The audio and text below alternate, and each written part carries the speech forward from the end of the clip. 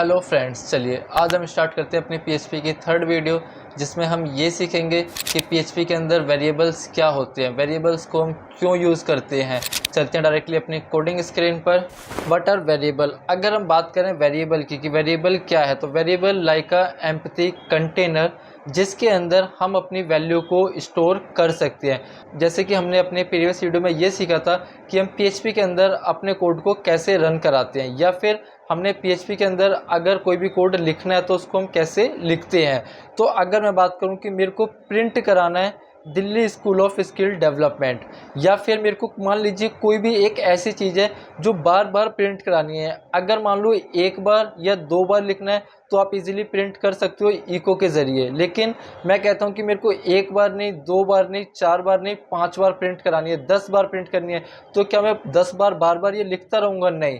हम उसके लिए क्या यूज़ करेंगे? वेरिएबल। जैसे कि मैंने बताया, वेरिएबल लाइक अ एम्प्टी कंटेनर। तो हम क्या काम करेंगे, इस वैल्यू को अपने वेरिएबल के अंदर स्टोर कर देंगे और हम क्या काम करेंगे, उस वेरिएबल को बार बार प्रिंट कराएंगे। चलिए देखते हैं एग्जांपल के थ्रू कैसे। चलते हैं डायरेक्टली अपनी स्क्रीन पर। यहाँ पर अपना बेसिक कोड ले लेते हैं। मैंने मान लीजिए HTML का कोड ले लिया। यहाँ पर हमने अपना PHP का सिंटैक्स उठा लिया।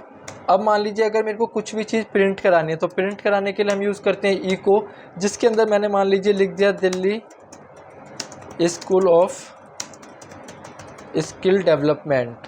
अगर मैं इसका देखूं तो अभी मेरे पास रिज़ल्ट क्या आ रहा है, अभी मेरे पास ये रिज़ल्ट आ रहा है कि हाँ ये प्रिंट हो रहा है। लेकिन अगर ये मेरे को 4 बार या 5 बार चाहिए तो मेरे को क्या करना पड़ रहा है, मैंने इसको 5 बार लिखना पड़ रहा है।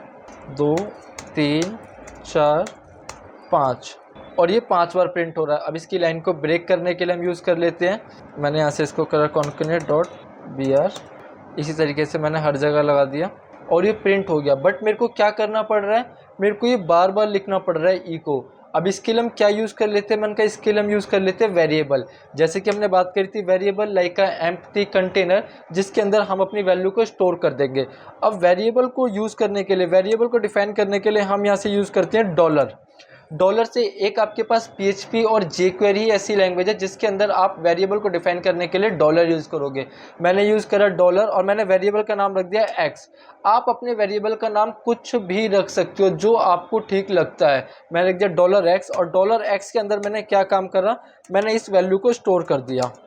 मैंने अपने $x के अंदर इस वाली वैल्यू को स्टोर कर दिया। अगर मैं देखूं क्या इतने का कोई रिजल्ट है, तो शायद इतने का आपको कोई रिजल्ट नहीं मिलेगा।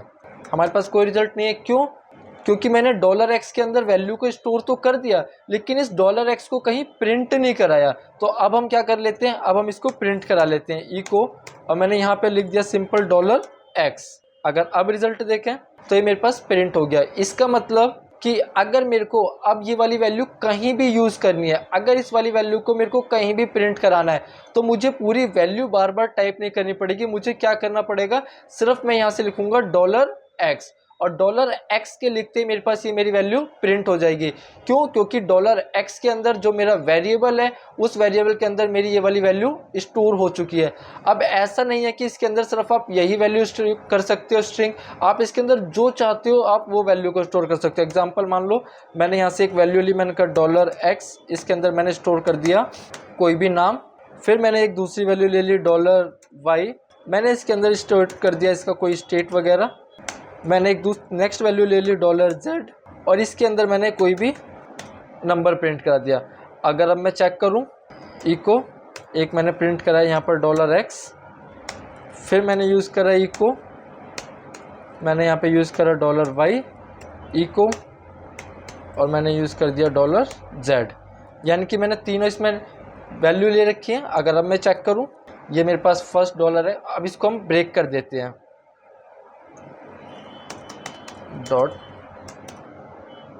.br,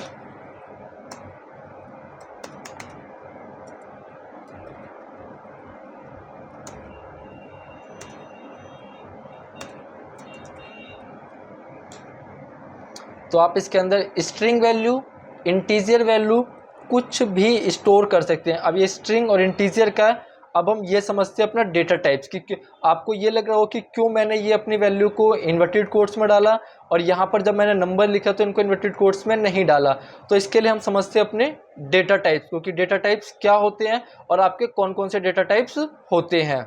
चलिए अगर हम बात करते हैं डेटा टाइप्स की, तो डेटा टाइप्स में देखो सबसे पहले आते हैं आपके पास स्ट्रिंग होता है, इंटीजर होता है, फ्लोट, बुलियन, एरेस, और भी बहुत सारे होते हैं, लेकिन फिलहाल अभी हम इनकी बात करते हैं। स्ट्रिंग यानी कि अगर आप कोई भी टेक्स्ट, कोई भी नेम, ऐसा कुछ भी लिखते हैं तो वो आपका डेटा टाइप्स होता है स्ट्रिंग।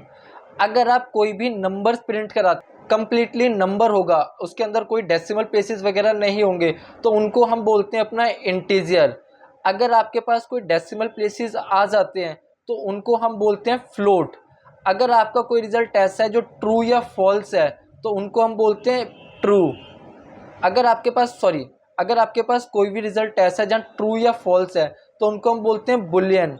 और नेक्स्ट आता है एरे। एरे का यूज होता है, जैसे कि अभी हमने बात करा कि वेरिएबल लाइक अ एम्प्टी कंटेनर, जिसके अंदर हम अपनी वैल्यू को स्टोर कर सकते हैं। तो एरे क्या है, एरे के अंदर हम मल्टीपल वेरिएबल स्टोर कर सकते हैं। जैसे कि वेरिएबल के अंदर हमने 1 2 3 4 वैल्यू डालेंगे, एरे के अंदर आप 10 20 50 पूरे के पूरे वेरिएबल डाल सकते हो। तो ये थे आपके पास आपके डेटा टाइप्स।